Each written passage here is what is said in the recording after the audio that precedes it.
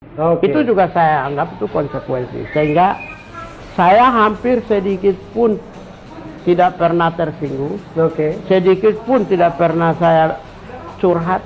Iya. Sedikit pun tidak pernah saya melaporkan. Iya.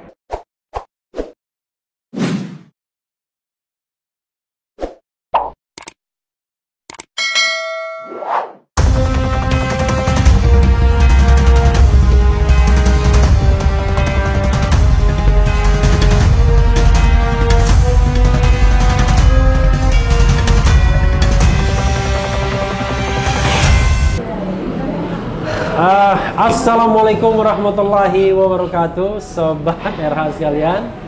Jumpa lagi kita di channel yang keren ini, Keren Cadas. Kali ini saya punya tamu yang berulang. Hari ini, akhir-akhir ini viral. Banyak dibela, tapi banyak juga diadukan. Nah, kira-kira gitu ya. Forum ini barangkali untuk kita klarifikasi, memberikan informasi lebih dalam agar tidak salah paham ya. Nah, siapa lagi kalau bukan saya, kalau informal panggilnya Kakak Pigai. Tapi kalau di RH Channel ini, kalau orang yang masih punya peluang untuk jadi calon presiden 2024, saya panggil Bung. Selamat sore Bung Pigai ya. Selamat sore. Ini kita. Saya boleh buka ya? Boleh buka. Karena jarak jauh ya. Ya, jarak kan sudah social distancing. Ya. Jadi Bung Pigai, Bung kan sangat viral. Ya 1 minggu belakangan ini ya. Mungkin 1 bulan. Oh 1 bulan ya. Jadi ada 2021. Ada nama-nama Ambrosius Nababan, kemudian ada suku Jawa, ada suku orang Minang ya. Saya ingin minta tanggapan secara umum dulu. Ya. Gimana perasaannya? Jadi bukan pendapat dulu, nanti kita akan bahas materinya. Tapi perasaan jadi viral, dibela tapi juga diadukan akhir-akhir ini. Boleh jujur nggak? Boleh. Justru pengen jujur. Kalau nggak jujur, tidak boleh di RH Channel. Kalau jujur, ya. saya kan aktivis. Mulai aktif yang sampai gerakan ya itu tahun 95. Ya. Baik PRD, PMKRI. Ya. PRD? Ya PRD. Oh, Bung PRD juga ya? Partai Rakyat Demokratik ya? Ya, tapi saya bukan pengurus. Saya anak buahnya Andi Arief yang turun gerakan serbu jalan. Nah, itu yang kita pesuruh di lapangan. Andi Arief itu senior sama. Dekat. Jadi dia angkatan 90 di UGM, saya angkatan 89. Rumahnya itu di belakang rumah saya, kos-kosannya. Di mana? Di daerah, bukan, di daerah Karanggayam. Oh, enggak Karanggayam. Karanggayam ya. Oke. Jadi ada Andi Arief, ada Nesar Patria, ada Budiman. Ada Budiman. Ada kita lintas partai, lintas komunitas. Ada mungkin siapa dulu yang filsafat itu? Si Andi yang sudah meninggal sekarang ya? Andi siapa? Andi Munson Kak. Saya lupa. Iya, macam-macam lah. Belakangan Moti, Jabo. Oke. Jabo di Solo. Oke. Jadi gimana perasaannya tadi? Jadi karena saya itu persoalan perasaan. Ya. Tanggal 8 Mei tahun 98. Ya. Itu kan saya di Perpustakaan Sanata Dharma Jogja. Oke. Lalu Bung Pigai sekolah di Jogja juga ya? Saya sekolah di Jogja. Di mana? Di beberapa pindah-pindah, lulusnya di Timoho. Timoho. Ya, STPMD. Oh, STPMD. Oke. Jadi angkatan berapa Bung Pigai? tahun 94, 95. Oh, 94, 95. Bung Pigai kelahiran tahun berapa ya? Kalau kelahiran yang benaran itu saya 76. 76. Disesuaikan karena saya loncat-loncat. Iya. Ditulis 75. Oke. Jadi antara, waduh, 76 saya agak minder ini karena saya tua banget jadi. Oh jangan. Jangan. Ini bukan soal tua, energinya. Iya, tapi beliau ini muda tapi kan luar biasa, sudah pernah jadi komisioner Komnas HAM dan lain sebagainya. Oke, silakan terus. Jadi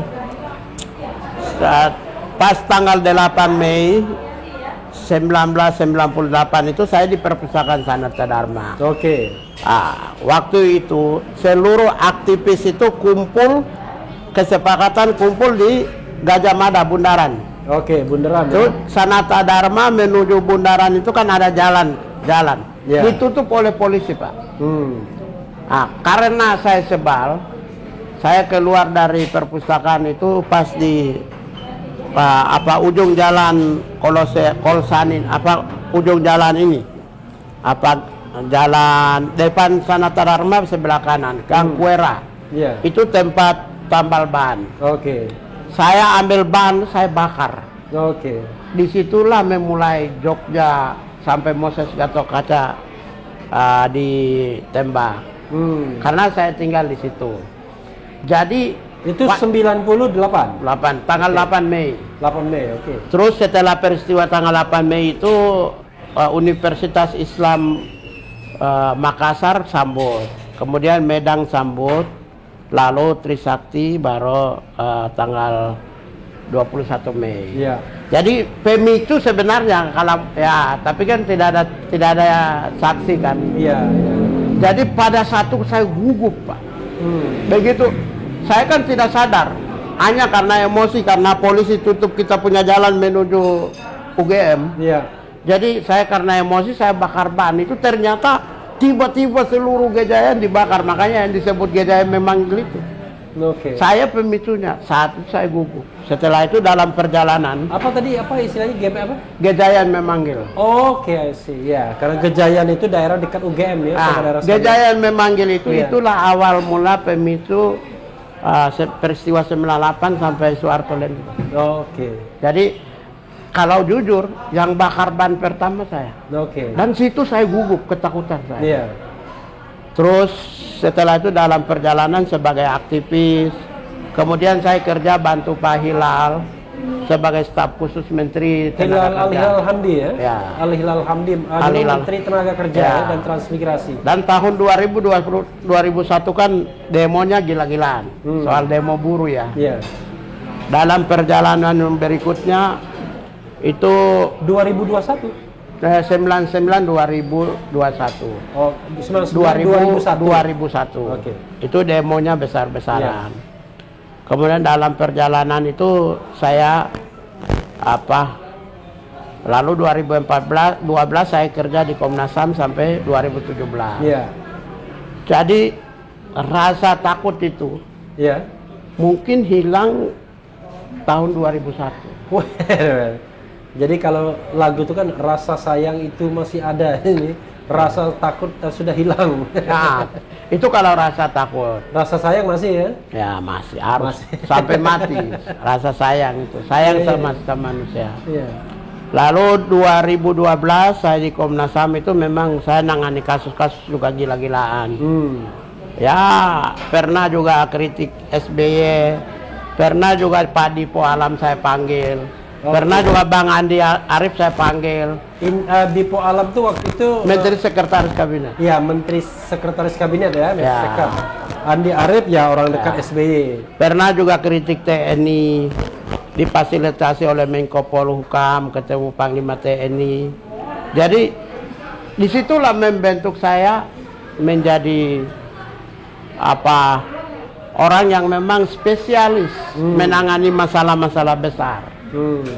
Jadi ketika saya tangani persoalan umat Islam dan negara dalam konteks yang luas, kemudian tahun 2016 itu serangan yang luar biasa ke saya secara masif, terstruktur, sistematis dan meluas soal rasisme.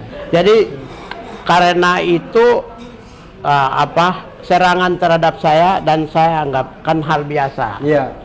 Ketika saya memutuskan sesudah tidak lagi di Komnas HAM, saya memutuskan tetap menjadi pembela kemanusiaan. Terakhir di Komnas HAM 2007. 2007 terakhir ya. Ya. Berarti Bung Pike muda sekali ya jadi Komnas HAM waktu itu ya? Ya, saya lebih muda waktu staf khusus Menteri 99. Berapa tahun itu? Umur 23 tahun. 23 tahun. Dan semua aktivis saya sejauh catatan saya. Iya. Aktivis 98 belum ada yang masuk. Oke. Saya dicari oleh Gus Dur Iya. melalui Alwi Siap dengan Pak Hilal itu sampai di pedalaman Papua. Oke, waktu itu kembali, tempat kembali ke Papua. Iyalah, kita selesai lulus kan cari mengadu nasib di kampung. Oke. Begini tiba-tiba ditelepon. Kampungnya di Paniai. Di Paniai. Untung saya biasa menangani konflik pilkada, jadi saya tahu Paniai. Ya.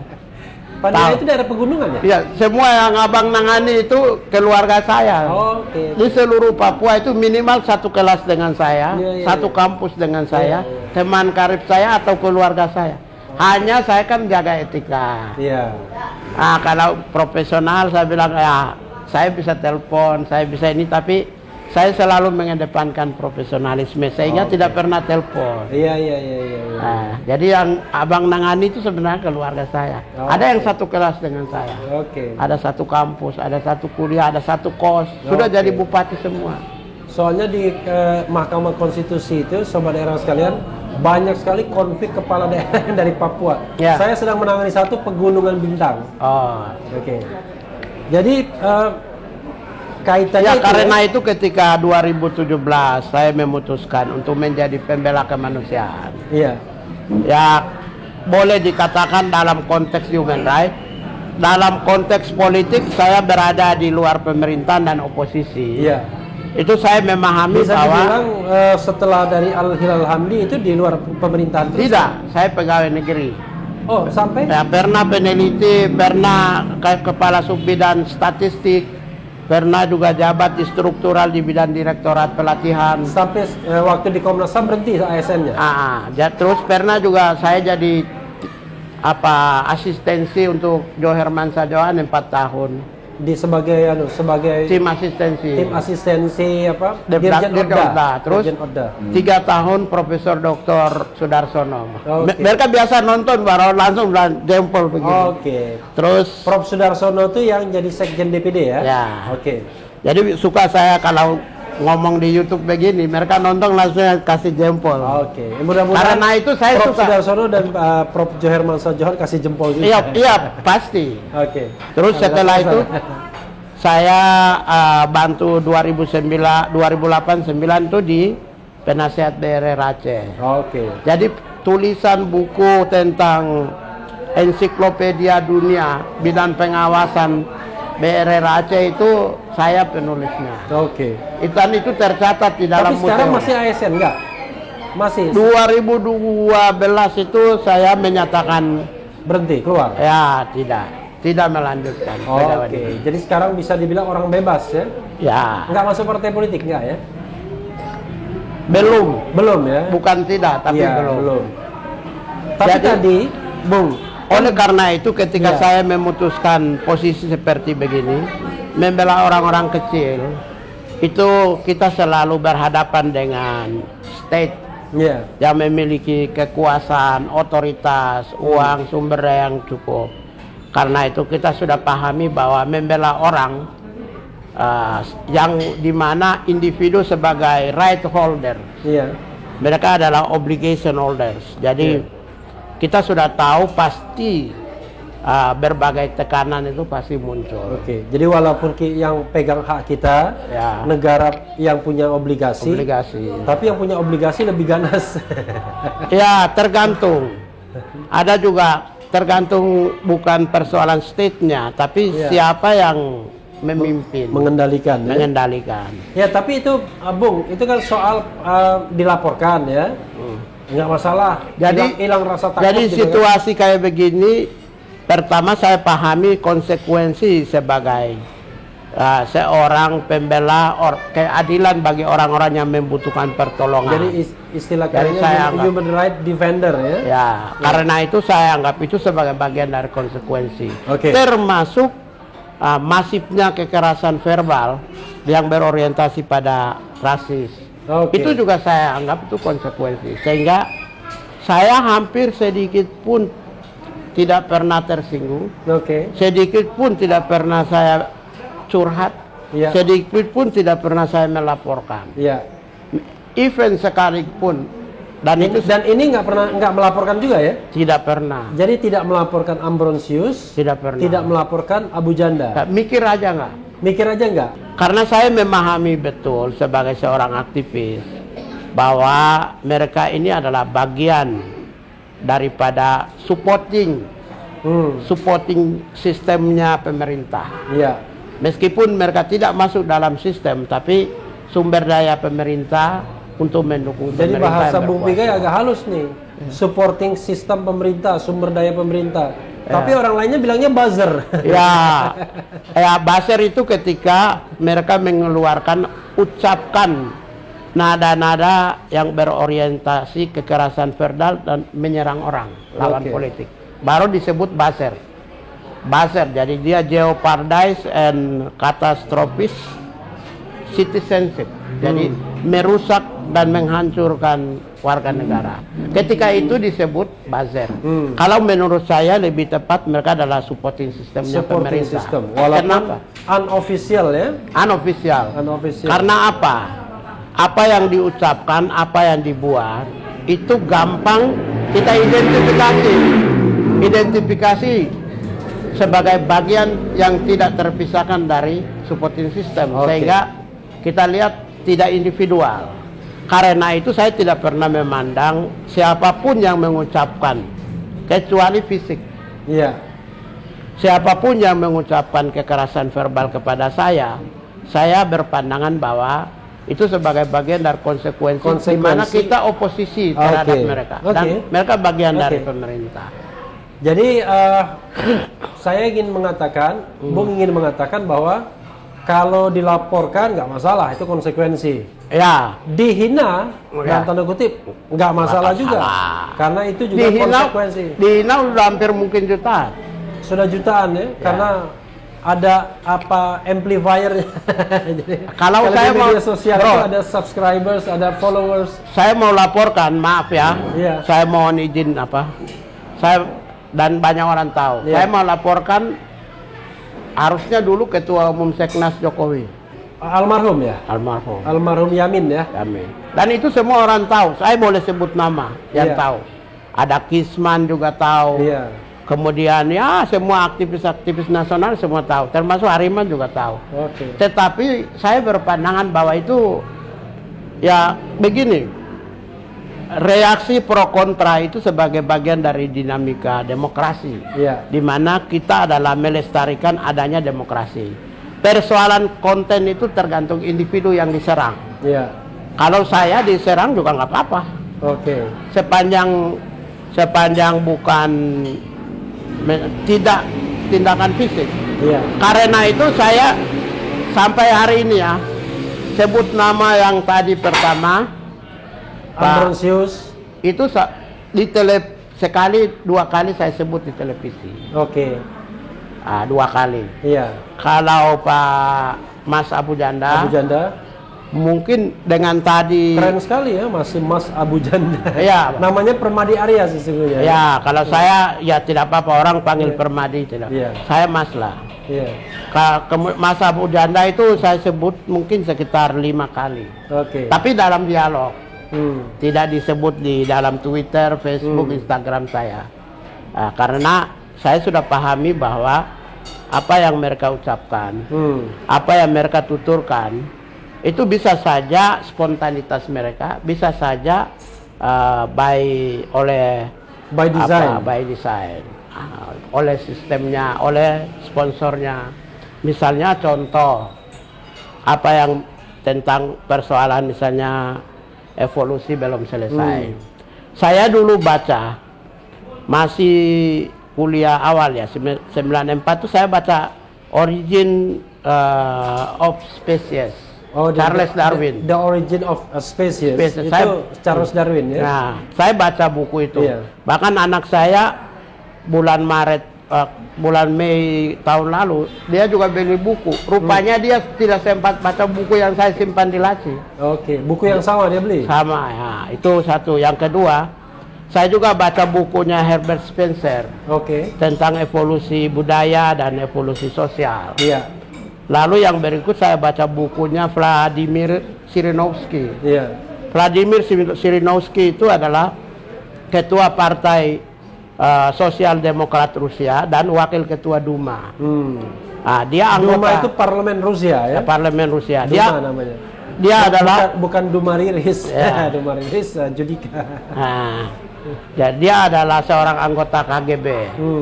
Sehingga pada saat itu Vladimir Zhirinovsky, seorang politikus yang juga anggota KGB, pernah mengeluarkan sebuah pernyataan, yaitu orang kulit hitam dan Afrika evolusi belum selesai.